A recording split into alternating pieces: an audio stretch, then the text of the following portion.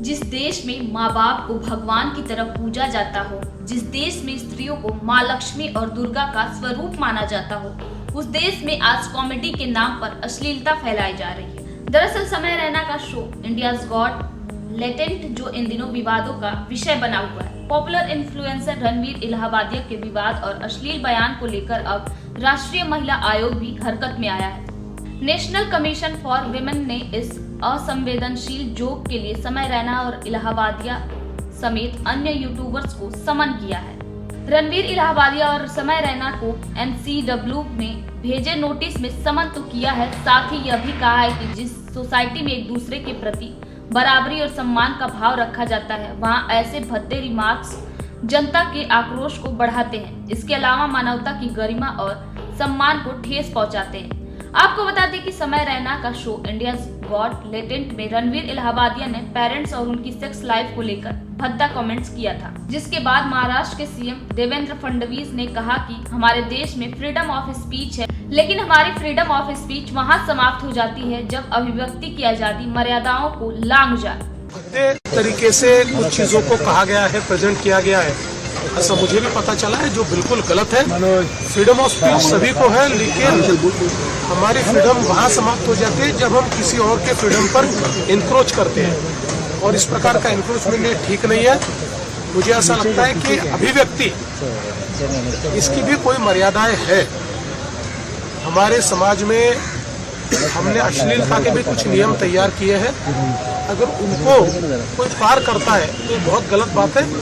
अगर ऐसी कोई बात होती है तो उसके ऊपर कार्रवाई होनी चाहिए।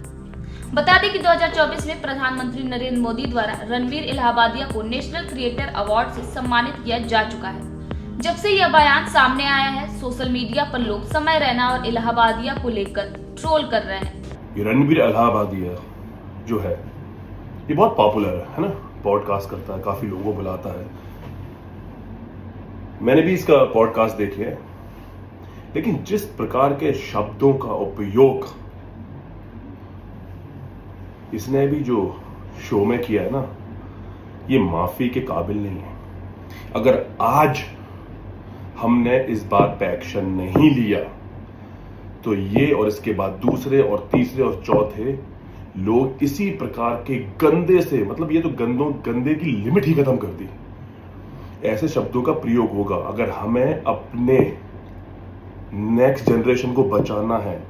हालांकि दोनों ही इन्फ्लुएंसर ने माफी मांगी है, इसके बावजूद भी इनकी मुश्किलें कम होने का नाम नहीं ले रही। My comment wasn't just inappropriate, it wasn't even funny. Comedy is not my forte. I'm just here to say sorry. वहीं बीते दिन इस मामले को बीजेडी सांसद सस्मिता पात्रा और शिवसेना सांसद प्रियंका चतुर्वेदी सहित समिति के सदस्यों ने घटना पर चिंता व्यक्त की है। आगामी बैठक में इस मुद्दे को उठाने की मंशा व्यक्त की। इस पर बीजेडी सांसद सस्मिता पात्रा ने कहा कि बयान यह बेहद दुर्भाग्यपूर्ण है। संचार और IT पर संसदीय स्थिति समिति के सदस्य के रूप में मैं इस मामले को समिति में उठाने जा रही हूँ। सांसद ने कहा कि हम जल्द ही बैठक करने जा रहे हैं। मैं चाहता हूँ कि इस तरह की अपमानजनक टिप्पणियों के सख्त दिशा निर्देश और सख्त कानून हो। अक्सर लोग बयानों का इस्तेमाल बहुत ही लापरवाही से करते हैं। यह इसलिए गंभीर है क्योंकि कई युवा संवेदनशील दिमाग ऐसे यूट्यूबर्स को फॉलो करते हैं। स्पेशल डेस्क जनमत न्यूज।